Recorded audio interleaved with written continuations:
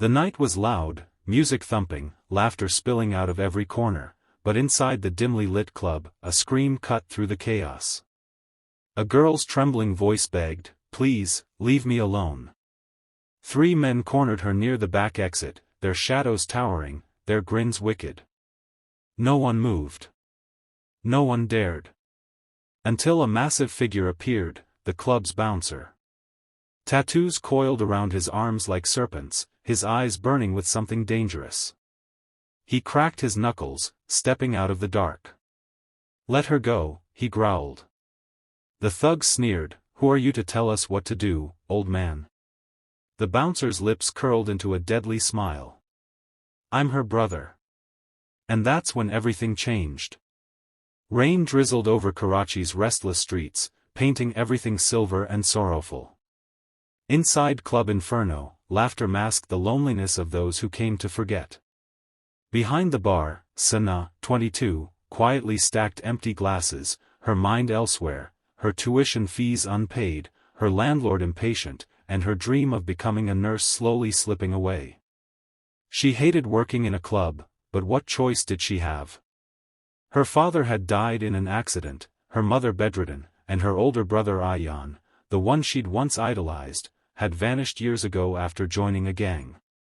He'd become a ghost in her memory, leaving behind nothing but anger and unanswered questions. Tonight felt heavier than usual. The rain, the noise, the faces, everything felt off. She noticed 3 men staring at her from a corner booth. Their smirks made her skin crawl.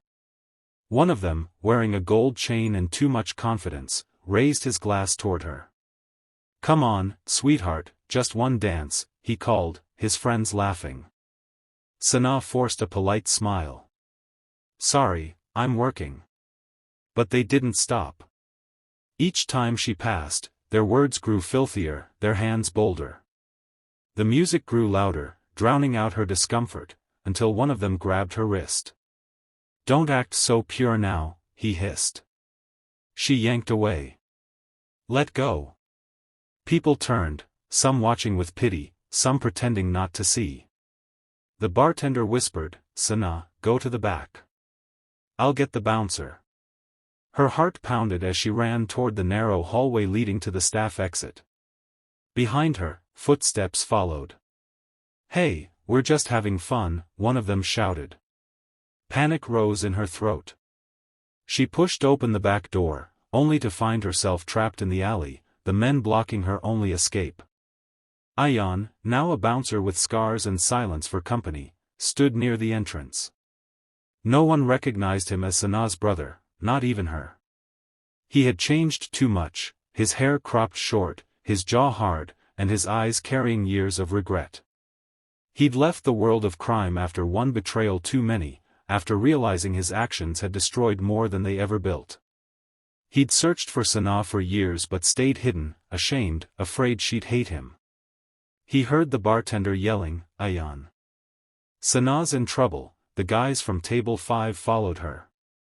Ayan's heart stopped. Sana. That name he hadn't heard in years, a knife of memory twisting deep inside. Without another thought, he stormed through the hallway toward the back door. The rain hit harder now.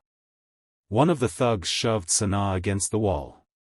"Come on, don't act like you're better than us." Tears blurred her sight. "Please, don't." Then came a voice, low, cold, familiar. "Let her go." The thugs turned. Ayan stepped into the light, towering, drenched, fists clenched. "Who the hell are you?" one sneered. Ayan didn't answer. He simply moved, a blur of rage and purpose. A punch, a crack, a cry, one man fell.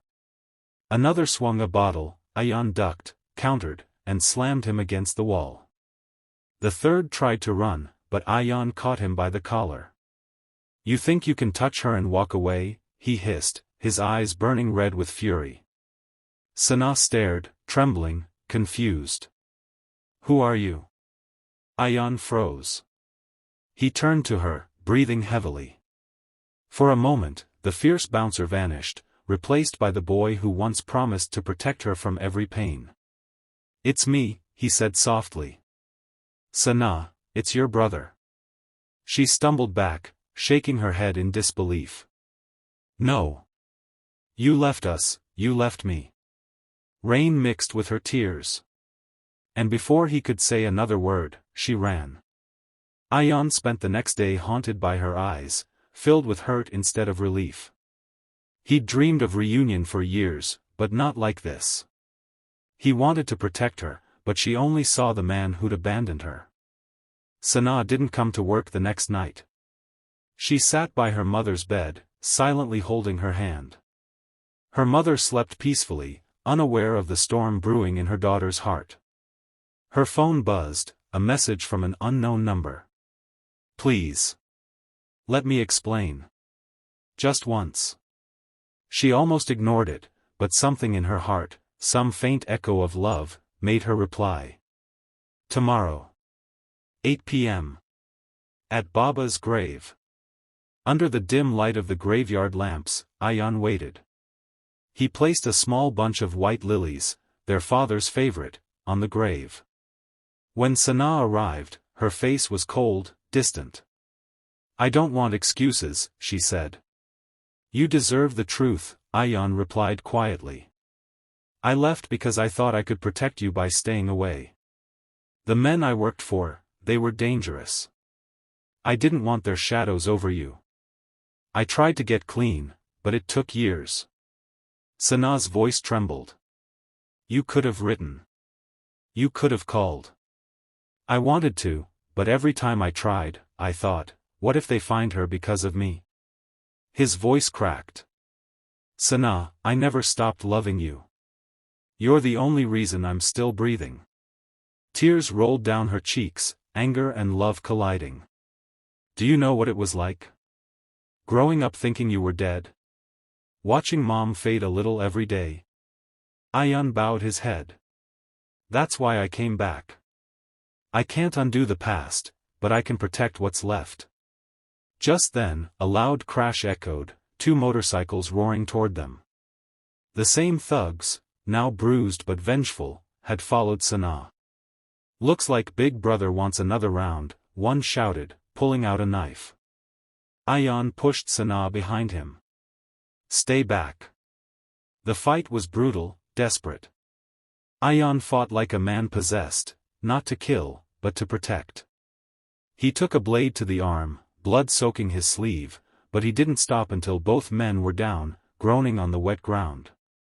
When it was over, Sana rushed to him. "Ayan. You're bleeding." He smiled weakly. "Still better than losing you again." She pressed her hands against his wound, tears streaming. "Why would you do this for me?" "Because," he whispered, "you're my little sister. And I promised Baba I'd always keep you safe, even from myself." Months later, Sana completed her nursing course, her dream finally within reach. Ayan, now working as a security trainer, watched her receive her certificate from the back of the crowd, his arm bandaged, his heart full.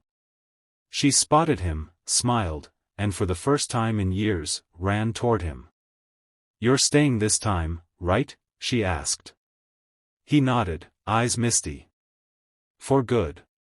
The two embraced, under the same sky that once held their pain, now shining brighter than ever. And as the camera fades, Sana's voice narrates softly. "Sometimes, family isn't about being perfect, it's about showing up, when it matters most."